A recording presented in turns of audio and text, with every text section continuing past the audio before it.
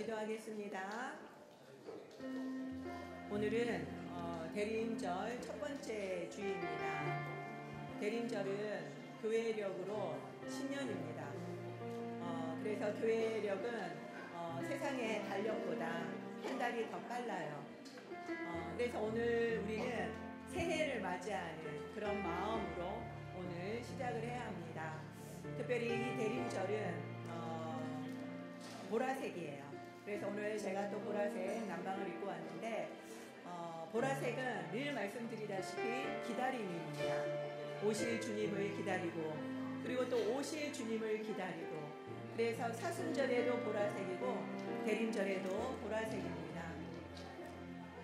우리 마음 가운데 정말 그 오신 주님 그리고 다시 오실 주님에 대한 그 기다림 그 갈망함이 우리가 얼마나 잊어버리기 쉽습니까? 이 기간 동안에 우리가 주님을 기다리며 갈망할 수 있도록 특별히 기도합시다. 우리가 받은 그 은혜가 당연하지 않음을 우리가 다시 한번 생각하면서 주님 우리를 구원하시기 위해서 아기로 와주시고 그 고난 당하시고 그리고 다시 부활하셔서 또 재림으로 오셔서 우리와 함께 천국 잔치를 해주실 그 주님께 감사하는 기도를 함께 올려드리도록 하겠습니다. 주님 감사합니다. 오늘은 대림절 첫 번째 주를 맞이하여 우리를 구원하시기 위하여서 인간의 몸을 입고 아기의 모습으로 오신 주님 그 오신 날을 기념하고 그리고 또한 우리의 모든 죄를 담당하시고 돌아가시고 그리고 부활하신 그 주님이 다시 오실 날을 또 기다리며 우리가 이렇게 대림절을 보냅니다. 하나님 오늘 그 첫날을 맞이하여서 주일로 시작하니 너무너무 감사합니다. 하나님 이 기간 동안에 정말 우리가 10년을 생각하며 더욱더 우리가 경건하게 이 시간들을 보내며 주님께 집중하는 자들이 되기를 원합니다. 주님 너무나도 감사합니다. 우리가 죄인 되었을 때에 우리가 주님을 알지 못했을 때 우리를 구원하시고 우리를 사랑하여 주시고 이렇게 우리를 구원하여 주시니 감사를 드립니다.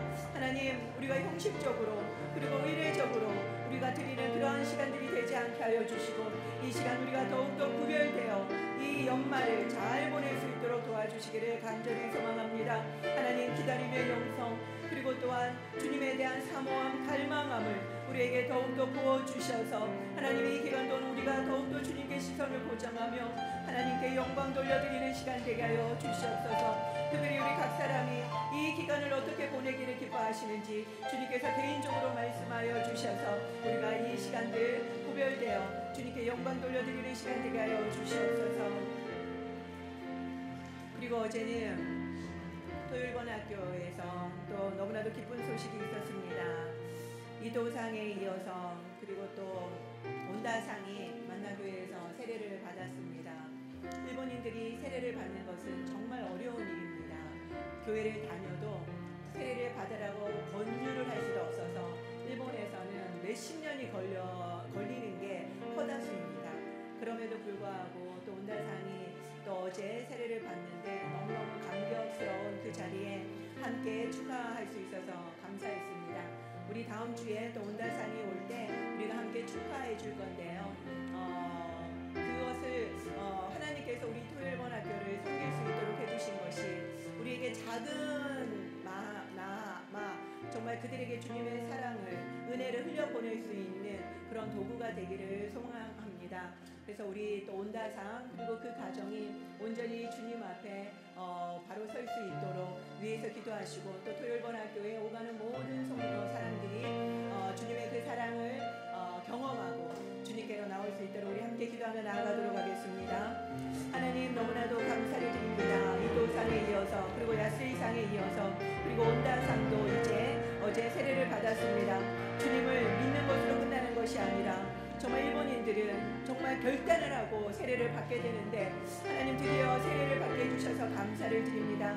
그 기쁨의 감격의 시간을 함께 보낼 수 있도록 해주셔서 감사합니다. 하나님 우리가 정말 아무 공로 없으나 하나님의 은혜로 토요일본학교를 섬길 수 있도록 해주셔서 감사합니다. 비록 우리가 전도할 수도 없고 그리고 또한 우리가 공개적으로 적극적으로 우리가 복음을 전할 수는 없지만 하나님 우리가 그들의 친구가 되게 하여 주시고 그들을 위로하는 자들이 되게 하여 주시고 그들의 필요를 채우는 자들이 되게 하여 주셔서 그들이 주님의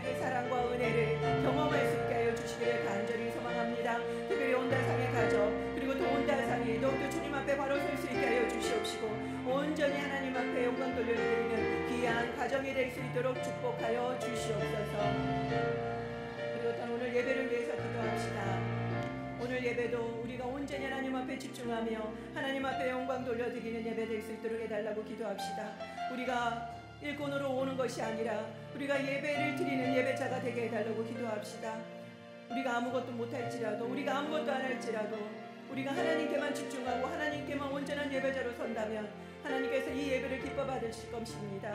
그렇지만 우리가 수많은 사역을 하고 수많은 일을 하더라도 우리가 주님 없이 한다면 주님은 이 예배를 받지 않으실 겁니다.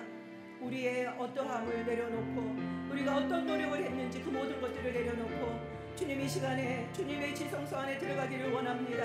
주님 얼굴 보기를 원합니다. 주님께만 영광 돌려드리기를 원합니다. 고백하며 함께 나아가도록 하겠습니다. 하나님, 오늘도 우리를 충성되이 여기시고 또한 주님 앞에 예배드리게 하여 주셔서 감사를 드립니다. 그렇지만 늘 조심스럽고 늘 하나님 앞에 부끄러운 것은 우리가 사역에 바빠서 치여서 주님을 잊어버릴 때가 너무나도 많다는 것입니다. 하나님, 우리가 주님 오심을 기다리면서도 하나님 우리가 너무나도 일에만 집중하느라 주님 당신을 정작 잊어버리고 주님 없이 우리가 예배를 드릴 때가 얼마나 많습니까? 우리가 예배의 문을 닫고 주님이 들어오지 못하시는데 우리끼리 즐거워하며 예배 드릴 때가 얼마나 많습니까? 하나님, 우리가 그런 어리석은 자리에 되지 않기를 원합니다. 주여 오시옵소서. 주님께서 이곳에 오셔서 주인으로 자정하여 주시고 왕으로 자정하여 주셔서 다스려 주시옵소서. 이곳이 주의 나라 되게 하여 주시옵소서. 주님께서 통치하여 주시옵소서. 하나님, 우리가 온전히 주님께 집중하며 주님께 시선을 고정하며 하나님께만 온전히 영광 돌려드리는 시간 되게 하여 주시옵소서. 우리의 근심 걱정을 주님께서 다 몰아내 주시옵시고 어떠한 사정과 어떠한 환경 속에서도 우리가 주님을 찬양하며 경배하며 영광 돌려드리는 귀한 시간 되게 하여 주시옵소서. 감사를 드리며 예수님의 이름으로 기도 올립니다. 아멘.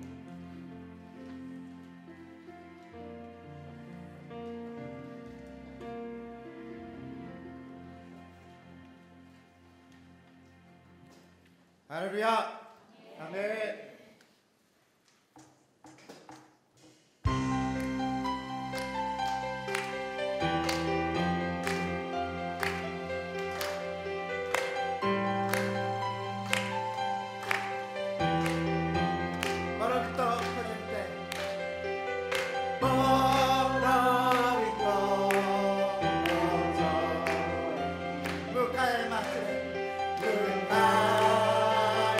아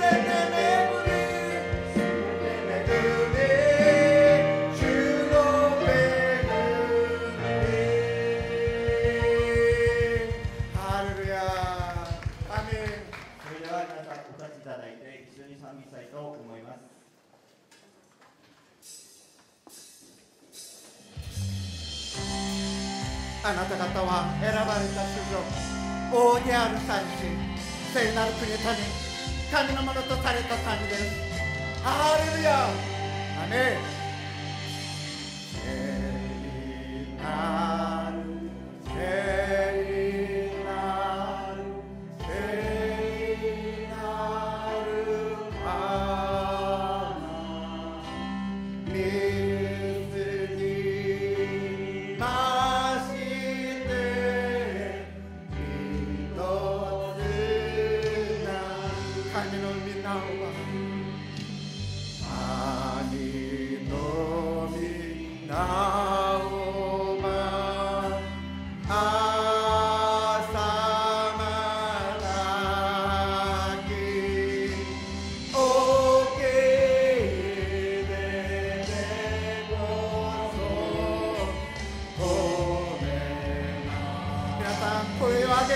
ましょう。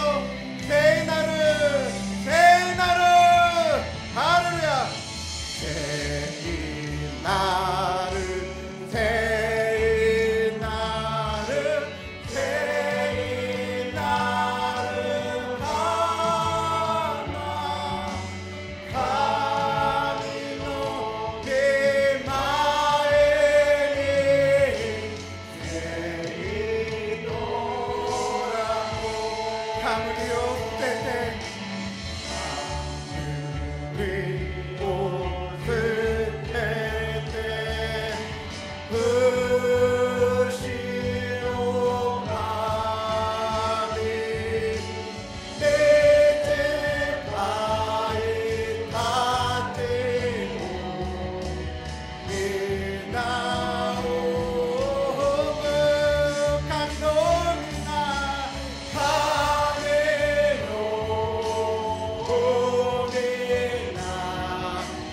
ごめんなせら。ハレルヤ、アーメン。ハレルヤ、称賛します。イエーイ。使徒信条。私は天地の作り主、全能の父である神を信じます。私は神の一人子、私たちの主イエス・キリストを信じます。主は聖霊によって宿り、乙女マリアから生まれ、ポンテオ・ピラトのもとで苦しみを受け、十字架につけられ、死んで葬られ、海に下り、3日目に死んだ人々の中からよみがえり、天に昇り、全能の父なる神の右の座につかれました。やがてそこから来られて、生きている者と死んだ者とを裁かれます。私は聖霊を信じます。聖なる不変の教会、聖徒の交わり、罪の許し、体のよみがえり、とこしえの命を信じます。アーメン。お座りください。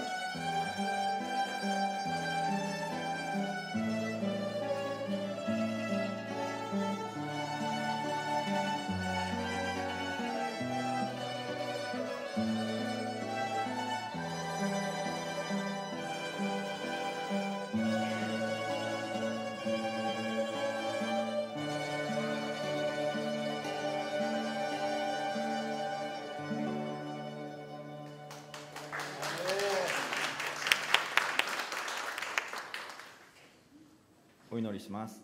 愛する天の父なる神様、今日もこうして私たちが共に集まり、礼拝を守る恵みを与えてくださり、心から歓迎いたします。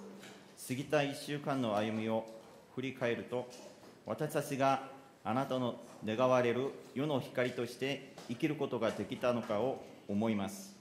それでもなお、あなたの恵みによってこの場へと招かれていることを覚え、深く感謝いたします。あなたは私たちに経験のために自分自身を鍛錬しなさいと語ってくださいました。どうか主が再び来られる日を待ち望みつつ、私たちが希望を地上のものではなく天に置き、清い心を保ち、礼拝者として正しく歩むものとなれるよう、常に共にいて導いてください。今週もあなたが私たち一人一人と共におられ、正しい道へ導いてください。また、語られるメッセージを通して、日々の生活の中で御言葉を実践する力を与えてください。メッセージを取り継がれるチェ・ジョンヨン先生を大いに祝福し、聖霊の豊かな油注ぎによって力強くお持ちください。今日の賛美と祈り、そして捧げするすべてを主が祝福してくださるように願い、あなたに委ねします。私たちが捧げる献金をあなたの御国の広がりと教会の働きのために用いてください。また、私たちの心と日々の生活もあなたの栄光を表すものとなるように導いてください。すべてを感謝し、主イエス・キリストの皆によってお祈りいたします。アーメン。皆さん、こんにちは。本日、日本語礼拝部に来られた皆様を心から歓迎し、祝福します。今日は愛する周りの人々とこのように挨拶しましょう。主の愛が心に満ち溢れますように、せーの。主の愛が心に満ち溢れますように。もう一度したいと思います。せーの。主の愛が心に満ち溢れますように。はい、ありがとうございます。はい、今年の標語、福音の生きた章に一緒に読みます。せーの。福音の生きた章に。はい、ありがとうございます。お知らせします。今週の通読は、テモテ第5章からヘブル4章までです。今週は、主イエスのご降誕を待ち望む対抗節第1週になります。また、来週は、日本語礼拝部創立33周年記念手術を迎え、感謝礼拝並び、ホームカミングデーを行います。土曜日本語補習授業校の特別賛美とオカリナチームの演奏があります。そして、小座クリスマス賛美集会、12月14日午後6時30分行われます。場所はサラン教会で行います。参加をご希望の方はお申し出ください。また、ジョン・九州兄弟の結婚式が行われます。今週土曜日午後5時です。パン行 W スクエアコンベンション8階で行われます。また、先週の信頼者がハン・ヒジュンさんが先週新しく来られました。今週もいらっしゃいましたか？また今日は新しく来られた方いらっしゃいますか？今日、イヘギュゴンさんが新しく来られました。イヘギュゴンさんにおりでしょうか？イヘギュゴンさんに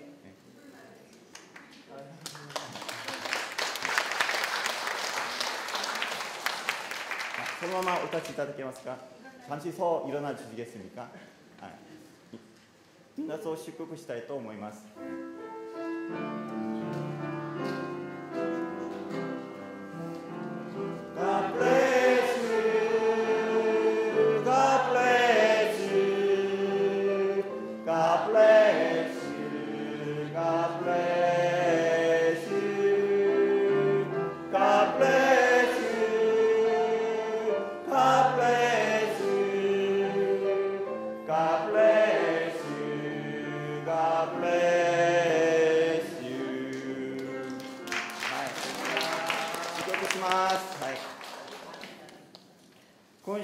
私たちに与えられた御言葉はピレモンへの手紙1章16節です。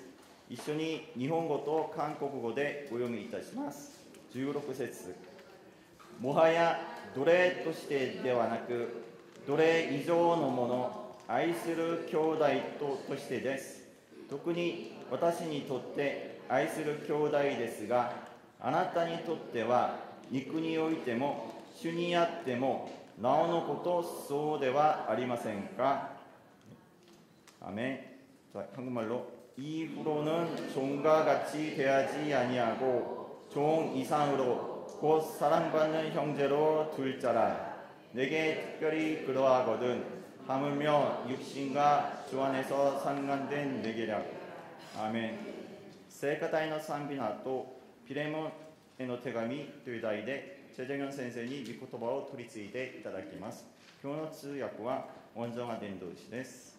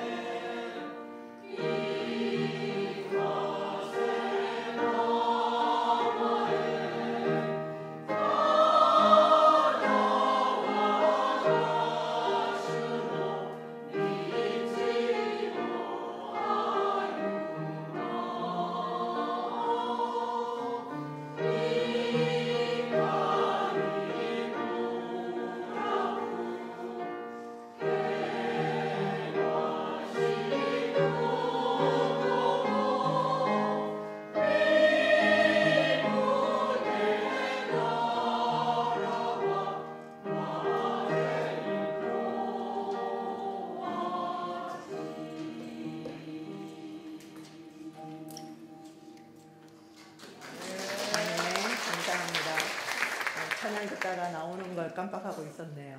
급하게 나왔습니다. 네. 이번 주는 예수님의 오심을 기다리는 대림절 첫 주입니다.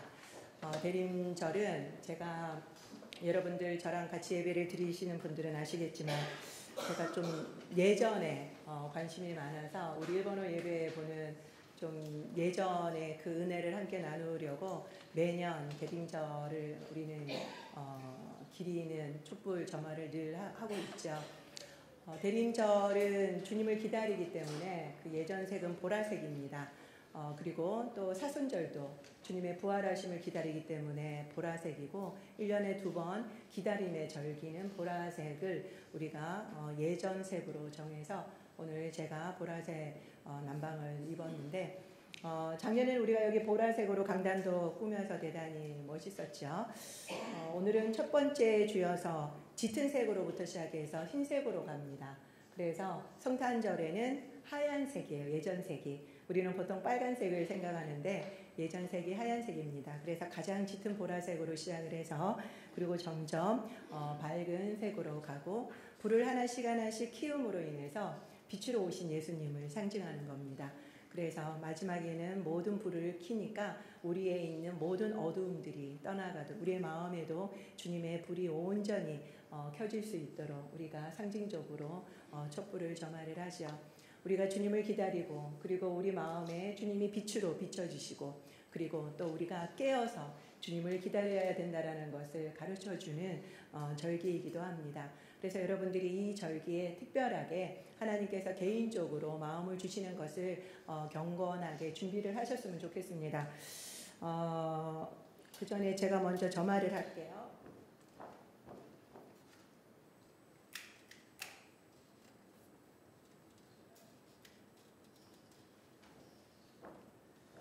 제가 금요일 날 하나님한테 이제 대림절이 시작합니다.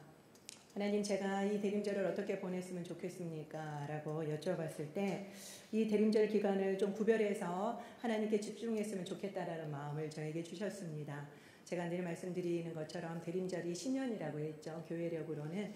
그래서 신년을 맞이하는 마음으로 신년 특별 새벽 예배를 드려라 저한테 그렇게 말씀을 하셔서 제가 이건 말을 안 하고 있어야지 안 가도 들통이 안 나는데 라고 생각을 했지만 또 말씀을 드려야지 제가 더 열심히 지키겠구나 라는 생각이 들어서 저에게는 하나님께서 특별히 새벽 예배를 좀 구별되게 만나자라고 말씀을 하셨어요. 그래서 대치동까지 매일 새벽에 택시를 타고 가야 되겠다. 그리고 물 뜨는 일을 내가 하겠다라고 권사님한테 말씀을 드려서 설교하시는 목사님들 그 물컵을 제가 좀 준비를 해야 되겠다 일찍 가서 그 마음을 먹었습니다.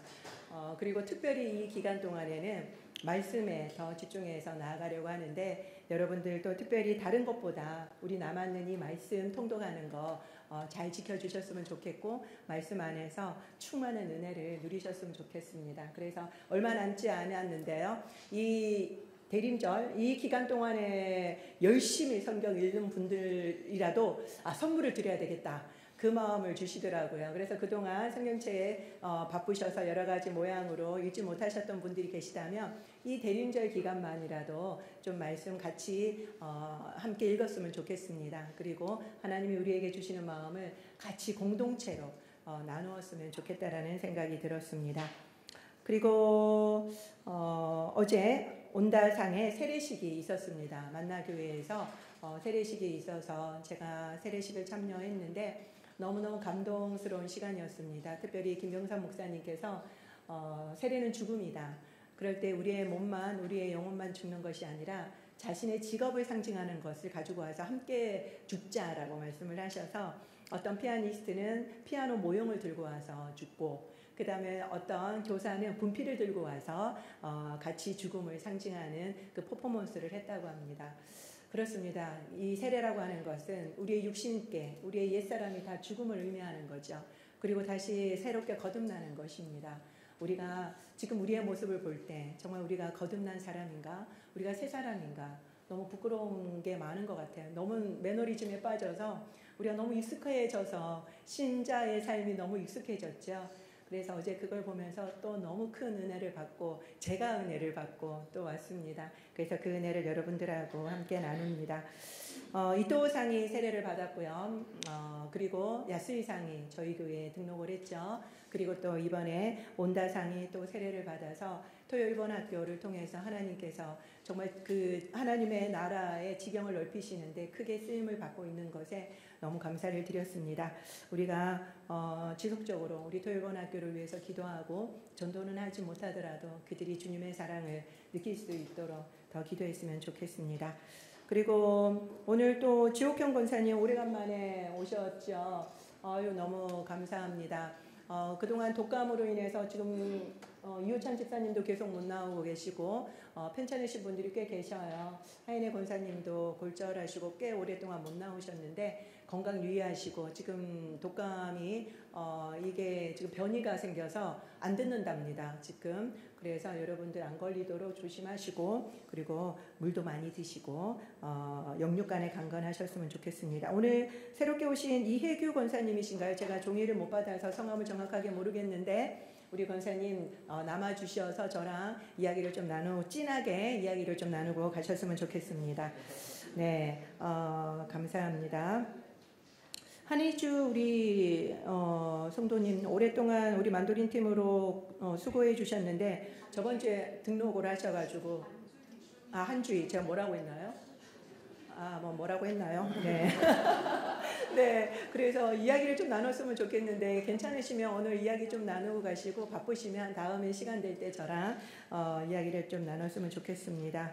그리고 이정민 언니 아직 저랑 이야기 못 하셨죠? 네, 시간 되시면 같이 이야기 나눴으면 좋겠습니다.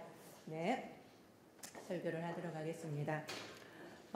참 죄송합니다. 그 다음 주에 우리가 창립기념주일인 거 여러분들 아시죠? 그동안에 우리 예배부에 오셨다가 지금 못 오시는 분들이 있으면은 다 연락을 하셔서 함께 예배 드릴 수 있도록 여러분들 함께 홈커밍데이로 감사 예배를 올려드릴 수 있도록 했으면 좋겠습니다.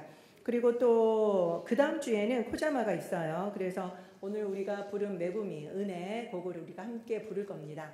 그리고 또 우리 김미순 권사님이 아주 특훈을 시키는 우리 오카리나 팀 함께 가서 우리가 특송을 할 건데요. 다음 주에 깜짝 우리가 보여드리도록 하겠습니다. 그리고 정규식 형제님 결혼식이 있는데 오늘은 야구 센터에서 일이 있어서 못 오시게 된다고 말씀을 해주셨어요. 그래서 혹시라도 가실 수 있는 분들 축하해 주셨으면 좋겠습니다. 네. 바울은 직접 전도한 2명을 목회자로 세우고 그리고 그들에게 목회 서신을 보냈습니다. パウロは直接伝道した2人を牧会者として立たせて、また彼らに牧会書簡を送りました。 제가 질문 많은 거 아시죠? 私がよく質問していること皆さんご存知でしょう。 방심하면 안 됩니다. 油断しないでください。 그러면 이 2명이 누굴까요? 2人は誰でしょうか。 디모데와 그렇죠. 디도입니다. テモテとテトスです。 특별히 이 디모데에게는 편지를 2통 보냅니다. 特別にテモテには2つの手紙を送りました。 그리고 직접 전도한 사람들이기 때문에 참 아들이라고 부르죠. また直接伝道した人々なので真の我が子と呼びます。 바울이 로마 1차 감옥에서는 대단히 자유로웠습니다. パウロが最初にローマで投獄された時には自由でした。 그래서 여기까지가 3차 전도를 했고요. 이때 구금에서 4권의 옥중 서신을 쓰게 됩니다. さあ第3次伝道力が終わってから第1回目投獄された時に4つの書を書きます。 이때는 대단히 자유롭게 찾아오는 사람에게 복음을 전할 수도 있었습니다. 第1回目投獄された時にはやってきた人々に自由に福音を伝えることができました。 그리고 나서 풀려나요. そして解放されました。 그리고 서바나, 스페인까지 가서 복음을 전했다라고 전해주고 ま 있습니다. たスペインまで行って福音を伝えたと言われています。 이때 디모데는 에베소로 그리고 디도는 그레데로 보냅니다. その時にパウロはテモテをエペソに、テトスはクレテに送りました。 그래서 디모데 전서 그리고 디도서를 이 시기에 적습니다. またこの時期にテモテへの手紙第1とテトスへの手紙を書きました。 그리고 AD 64년에 로마의 대화재가 일어나고 네로가 그때부터 기독교 박해를 시작합니다. また AD64 年にローマに大きな火事が起こり、ネロ皇帝の迫害が激しくなります。 그래서 그때 다시 바울도 잡혀 들어가요. またパウロがその時に再び投獄されます。 이때는 대단히 힘든 구금 생활을 합니다. この時には本当に大変な投獄の時を送ります。 그리고 마지막으로 디모데 후서를 쓰게 되죠. そして最後にテモテへの手紙第2を書きます。 이 디모데 후서를 쓰고 나서 얼마 안 있어서 바울은 순교당합니다. 第2テモテを書いてからしばらくしてパウロは殉教します。 그래서 이 디모데후서는 바울의 유언서입니다. それでテモテへの手紙第2はパウロの遺言です。 2차 과목은 1차 과목과 달리 지하였습니다.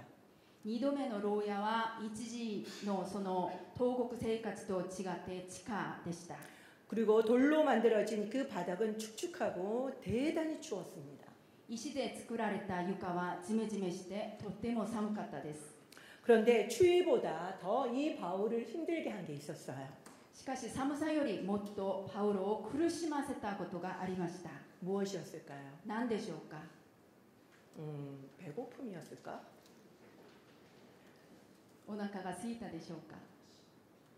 바로 외로움이었습니다. それはまさに寂しさでした。 첫 번째 장인 1장에도 아시아의 모든 사람이 나를 버렸다라고 하죠. 第一章でもアジアにいる人たちはみんな私から離れていたと語っています。 그리고 마지막 장인 4장에도 다 나를 버렸다라고 나옵니다. また最後の4章でもみんな私を見捨ててしまったとあります。 처음부터 마지막까지 다 나를 버렸다라고 이야기하고 있습니다. 最初から最後までみんな私を見捨ててしまったと語りました。 데마도 나를 버렸고 디도는 다른 곳에 갔고 누가만 나랑 있다라고 이야기를 합니다. テマスにも見捨てられ、テトスは他のところに行き、ルカだけ共にいると言いました。 외로움이 느껴지시죠? 寂しさが感じられるところです。 그렇다면 이 사람들이 도대체 다 어딜 간 겁니까? そしたらみんな、その人々はみんなどこに行ったでしょうか。 그것은 바로 이 시기가 아까 어떤 시기라고 했죠? それはまさにこの時代はどういう時代だと申しましたか。 네, 네로 박해를 받고 있던 시기였습니다. ネロから迫害があった時代でした。 그래서 다 피했죠. それでみんな逃げました。 그래서 바울을 찾아갈 수가 없었던 겁니다. そういう理由でパウロを訪問しにくかったです。 그런데도 불구하고 오네시브로라고 하는 사람은 이 로마 감옥까지 여러 번 방문하고 그리고 바울을 격려했습니다. そういう中でもオネシポロはそのローマ牢屋によく駆けつけてパウロを何度も励ましました。 바울이 얼마나 감동을 받았겠습니까? パウロが本当に大きな感動を受けました。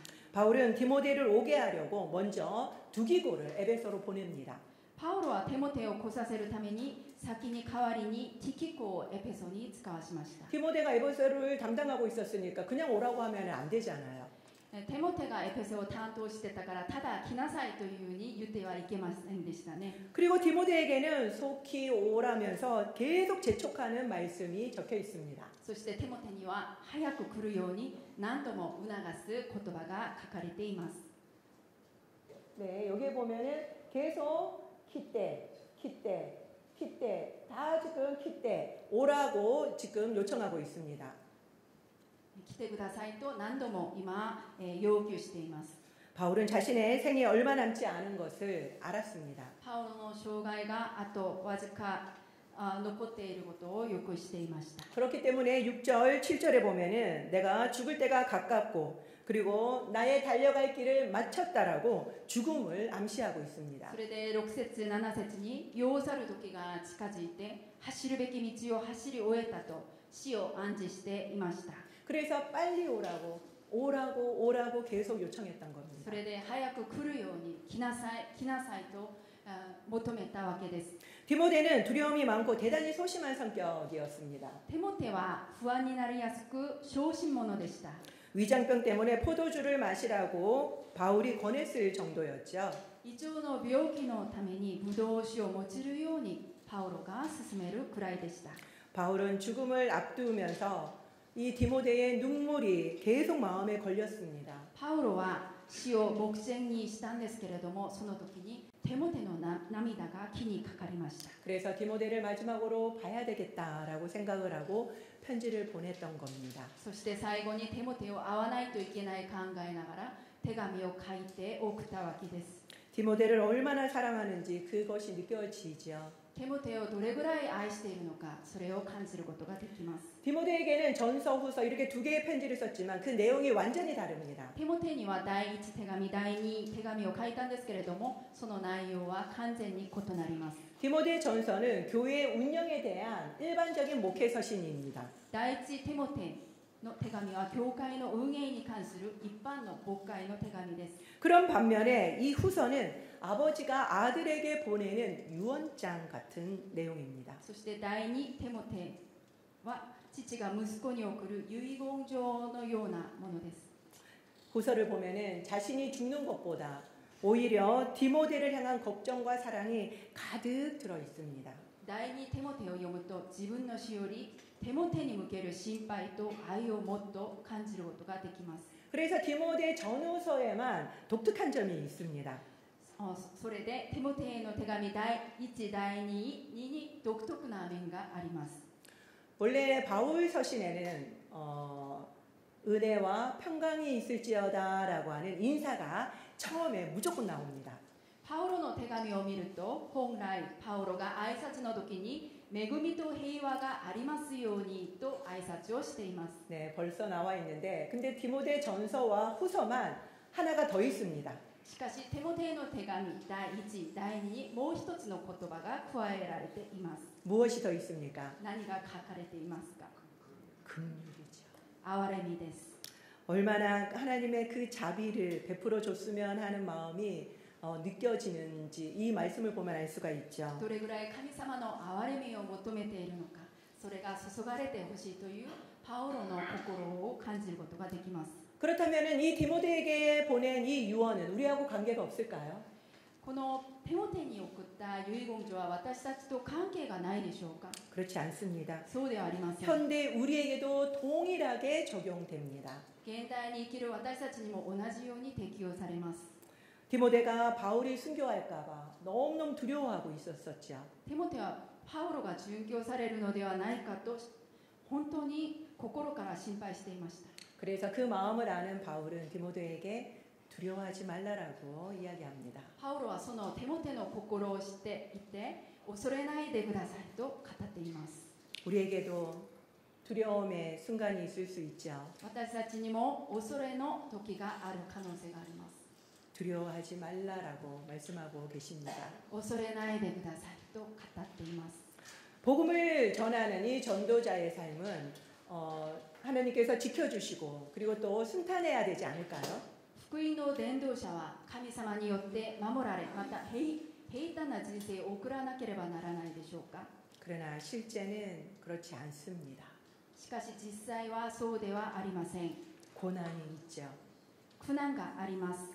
그렇지만 이 고난을 피하지 말라고 이야기를 하고 있습니다. しかしその苦難を避けないように語られています。 그리고 좋은 병사로 그리고 운동선수처럼 그리고 농부처럼 열심히 수고하라라고 권하고 있습니다. そして立派な兵士、運動選手、農夫のように熱心に労苦するように語っています。 그리고 말세에는 고통과 박해가 있을 것이라고 미리 가르쳐 줍니다. また世の終わりの時には苦難と迫害があると前もって教えてくださっています。 그렇지만 끝까지 사명을 완수하라고 끝까지 달리라고 권하지요. しかし最後までその使命を果たすようにまた走り続けるように語っています。 사람들은 모두 다 떠나더라도 주님은 내 곁에서 힘을 주시기 때문입니다. 周りにいる人々がすべて離れていても主は私のそばで力を与えてくださるからです。 이번에 디모데후서를 읽으면서 여러분들도 아버지가 나에게 보낸 유언장이라는 생각을 가지고 한번 읽어보시기 바랍니다. 今週第2テモテを読みながらお父さんが私に送ってくださった遺言状だと考え読んでくださいますように願います。 그렇다면 아마 느낌이 많이 다를 겁니다. そしたらその感じるところがまた違うと思います。 디도서는 목회서신이기 때문에 디모데 전서와 대단히 내용이 비슷합니다. テトスへの手紙は牧会書簡なのでテモテへの手紙第一と、内容が似ています。 디모데는 혼혈이었죠.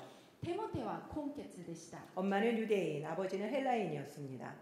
お母さんがユダヤ人、またお父さんがギリシャ人でした。 그렇지만 디도는 순수 헬라인이었습니다. しかしテトスは生粋なギリシャ人でした。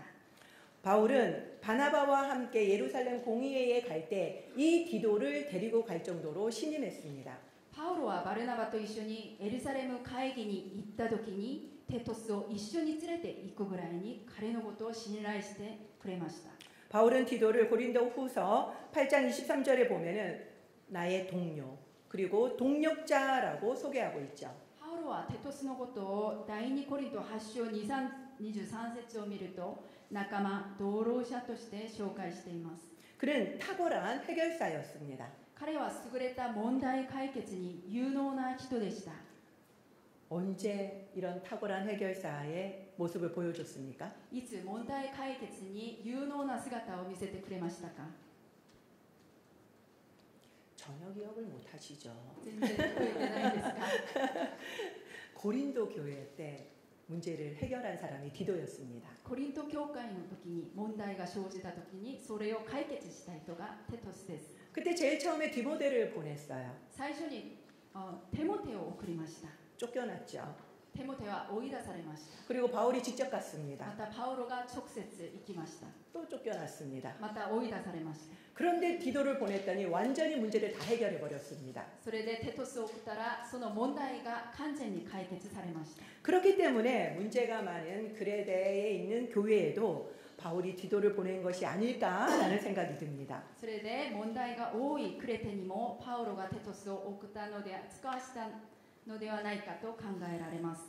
바울이 그레데 섬에서 선교를 한 적이 있었을까요? パウロがクレテの島で宣教の働きをされたことがあるでしょうか？ 그레데가 나오는 건요 사도행전 27장입니다. クレテが登場した箇所は使徒の働き27章です。 그때는 바로 로마로 압송될 때죠. それはパウロがローマに王送された時でした。 여기에서 가이사라에서 이런 식으로 해서 로마까지 가서 감옥에 갇힙니다. カイサリアからローマに行ってそこでまた投獄されます。 여기에서 크레데 섬이 어딘가 ここでクレテ島はどこでしょうか？ 바로 미향이라고 하는 이곳입니다. またビコと書いてあるところです。 여기는 바로 에게에 있는 480개의 섬 중에 가장 큰 섬입니다. ここはエゲ海にある480島の中で一番大きい島です。 그런데 감옥에서 풀려났을 때 바울이 이때 디도랑 함께 이 크레데 섬에 가서 전도를 해요.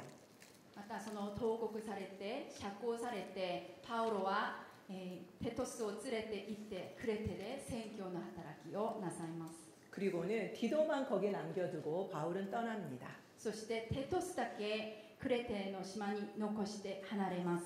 그리고 그곳에 있는 모든 문제를 정리해다오라고 부탁한 거죠. またそこにある問題を全部解決してくれってお願いして、離れます。 그렇기 때문에 풀려났던 4차 선교 여행 때 그레데 섬을 방문한 것입니다. そして釈放されて第4次宣教旅行でクレテにまた訪問されます。 이 그레데 섬은 유럽의 최초 해양 문명지입니다. クレテ島はヨーロッパの最初の海洋文明地です。 그래서 고대부터 해상 교통의 중심지였죠. そして古代から海上交通の中心地でした。 엄청납니다. ものすごいですね。 그리고 로마 시대에는 군사와 해상 물류 기지였습니다. またローマ時代には軍事、海上の物流基地でした。 그렇기 때문에 대단히 중요한 장소였죠. それでものすごい大事な場所でした。 그런데 그곳에는 해적 문화가 있었어요. またそれに海賊文化も持っていました。 그래서 디도서 1장 12절에 보면은 그레데인은 거짓말쟁이고 악한 짐승이며 그리고 게으름뱅이라고 말할 정도였습니다. テトス書1章12節ではクレテ人は嘘つきで悪い獣で怠け者だというくらいでした。 그러니까 교회에 정말 많은 문제가 있었습니다. 教会にものすごいおびただしい問題が生じたわけです。 그렇다면 이곳에 어떻게 교회가 세워졌을까요? そしたらどのようにしてこのクレテ島に教会が建てられたでしょうか？ 바울도 선교를 한 거는 교회가 세워진 이유였습니다. パウロも宣教活動をしてた時には教会が建てられた後そこに行って宣教活動をなさいました。 그거는 바로 사도행전 2장 11절에 보니까 오순절 성령 강림 때 그때 그레데인이 있었다라고 성경에 나옵니다. それはまさに使徒の働き2章11節を見ると50節の聖霊降臨の時にその時にクレテ人がそこにいたと書かれています。 그래서 그들이 그레데 섬에 가서 교회를 세운 것으로 보입니다. それで彼らがクレテ島に戻ってそこで教会を建てられたとみなされます。 지도자가 없으니까 교회가 많은 문제가 생겼겠죠. 指導者がいなかったので問題が多く生じたわけです。 그래서 바울이 디도와 함께 갔을 때 그 모습을 보고 디도에게 정리를 부탁했던 겁니다. そういう理由でパウロがテトスを連れて一緒にクレテに行ってそれを整理していくようにお願いしたわけです。 바울이 나의 아들이라고 부른 사람은 성경에 3명이 나옵니다. パウロが我が子と呼んだ人々は聖書で3人登場します。 뭔가 또 질문할 것 같은 불길한 예감이 드시죠? 2명은 벌써 나왔어요. 2人 누굽니까? はすでに出てきました。 이제는 좀 큰 소리로 할 수 있죠. 처음에 제가 大きな 질문했는 声で 거잖아요. 答えられるでしょう。 누굽니까? 誰ですか？ 디모데와? 그렇죠. 디도였죠. そうです。テモテとテトスです。 아, 이 학습 효과가 있네요. 学習効果がありますね。 그러면 마지막 한 명이 누굴까요? 最後の人物は誰ですか？ 이거는 어렵죠. 오네시모입니다. オネシモです。 하시는데 이 사람이 누구일까? 彼は誰でしょうか？ 바로 빌레몬의 노예였습니다. 彼はピレモンの奴隷でした。 빌레몬은 누구지? 라는 생각이 드시죠? ピレモンは誰だろうと思いますね。 골로새서 때 제가 말씀을 드렸는데요. 골로새 교회의 집주인입니다. コロサイ書を扱った時に皆さんに申したんですけれども、コロサイ教会の家主でした。 바로 이 빌레몬의 집에서 골로새 교회가 세워졌던 거죠. それはまさにこのピレモンの家でコロサイ教会が建てられたわけです。 그러니까 집이 부유했었던 겁니다. 彼は大富豪だということです。 그러니까 이 오네시모가 그 집에 있는 돈을 훔쳐서 글쎄 로마까지 도망을 갑니다. それでオネシモはピレモンの家にあるお金を盗みローマへ逃げました。 사진 좀 보여주실래요? 네, 여기가 골로새인데 여기까지 도망을 가요. コロサイからローマまで逃げたわけです。 이러면은 안 잡힐 줄 알았죠. ここに逃げたら捕まえられないと思ったでしょう。 그런데 거기에서 바울을 만나게 됩니다. しかしそこでパウロに出会います。 그리고 복음을 전도를 받게 되었죠. そしてパウロは彼に福音を伝えます。 바울은 이 오네시모가 대단히 신실한 사람이라는 것을 알고 빌레몬에게 용서를 받고 동력자로 삼기를 원했습니다. パウロはオネシモのこと、彼が本当に真実な人でピレモンに許してもらい、また彼を同労者として立たせたいと願っていました。 그래서 빌레몬에게 개인적으로 편지를 보내게 됩니다. そういう理由でピレモンに個人的に手紙を送ります。 그렇기 때문에 빌레몬서는 1차 로마 감옥에 있을 때 쓴 옥중 서신 중에 한 권입니다. ピレモン書はパウロが一度目にローマに軟禁された時に書いた獄中書簡です。 이게 시대가 자꾸 왔다 갔다 하니까 여러분들이 많이 헷갈리시죠? この時代が変わっているので皆さんでこんがらがるところもあると思います。 이게 왜 빌레몬서가 제일 마지막에 있냐면은 1장이기 때문에 양이 제일 작아서입니다. ピレモン書が最後にあるんですけれども、その理由はその量が少ないからです。 성경은 뭐든지 양이 많은 게 앞에 있고 양이 적은 게 뒤에 있어요. 聖書はそのたくさん書かれた書が一番前に、置かれていて、その量が少ないのは後ろに置かれます。 그래서 제가 계속 이 시대를 반복해서 왔다 갔다 하지만 설명을 드리는 겁니다. その時代が今変わっていますけれども、それ皆さん理解しやすくなるように説明しているわけです。 바울은 빌레몬에게 오네시모를 용서해달라고 부탁합니다. パウロはピレモンにオネシモのことを許しなさいと語りました。 그뿐만 아니라 오늘 본문을 보니까요, 종이 아니라 노예가 아니라 형제로 대하라고까지 부탁을 합니다. それだけではなく、本日の本文ではしもべではなく兄弟として受け入れるように懇願しました。 그리고 오네시모가 잘못한 것이 있으면 바울 자신이 변제하겠다고까지 이야기를 합니다. またオネシモが損害を与えたことを自分が償うと語りました。 그렇지만요, 당시 노예는 인간이 아니었죠. しかし当時は奴隷は人間ではありませんでした。 특별히 도망친 노예는요, 잡히면 매질을 하거나 아니면 낙인, 인두, 낙인을 찍거나 아니면 죽일 수까지 있었습니다. 当時は逃げた奴隷は、殴ったりまた焼き印を押したり殺すこともできました。 그런데 용서를 하고 더군다나 형제로 받아들이라니요. ところが許して兄弟として受け入れるなんてどういうことでしょうか。 있을 수 없는 일이었죠. それはあってはならないことでした。 그렇지만 바울은 무조건적으로 죄를 용서해달라고 이야기하지는 않았습니다. しかしパウロは罪を無条件許しなさいとは言いませんでした。 실은 그것은 공의에 어긋나기 때문이죠. それは公義に、反することだからです。 그래서 오네시모가 잘못한 것은 내가 변제하겠다라고 이야기를 했던 것입니다. それでオネシモが損害を与えたことを自分が償うと語りました。 우리도 동일하게 공의와 사랑을 동시에 우리는 해야만 합니다.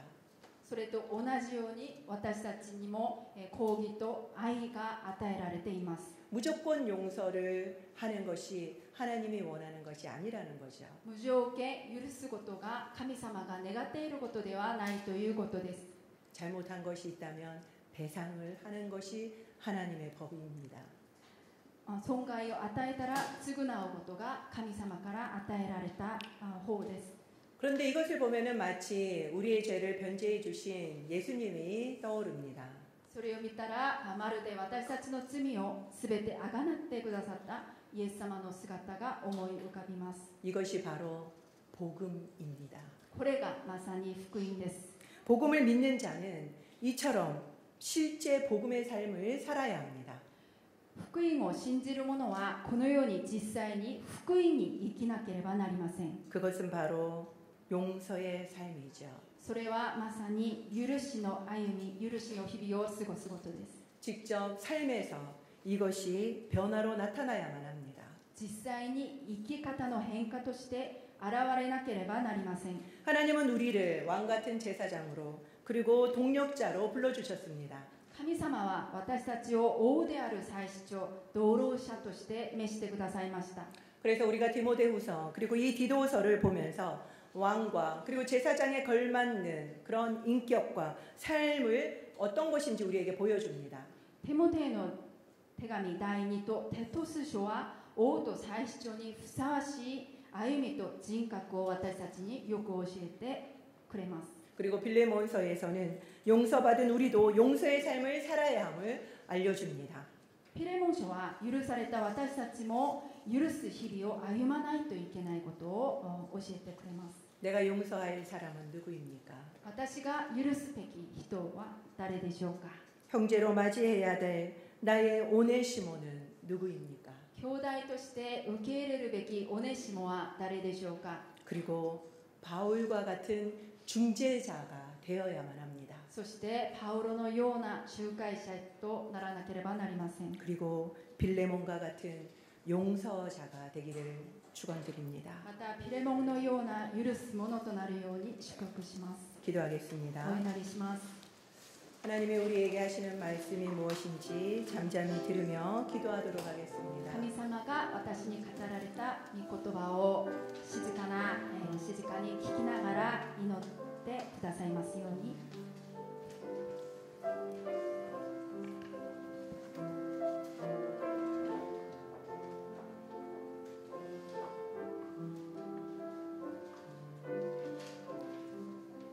イエス様の皆によってお祈りいたします。アメン。では皆さんお立ちいただきまして共に賛美いたしましょう。御言葉へと走り続ける。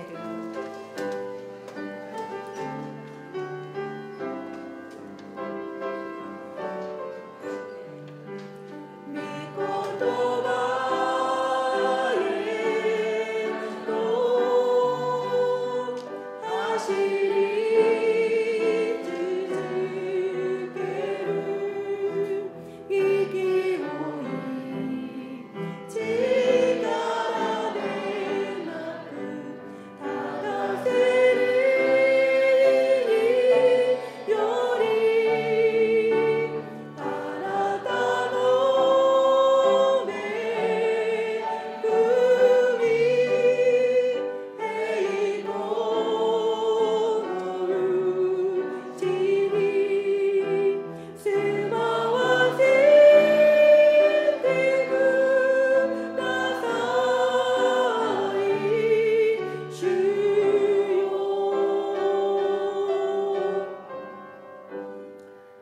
ぎ恋願わくは主イエス・キリストの恵み、父なる神のご愛、聖霊の親しきお交わりが、ここにいる皆様とご家族の上に豊かにあらんこと。アーメン。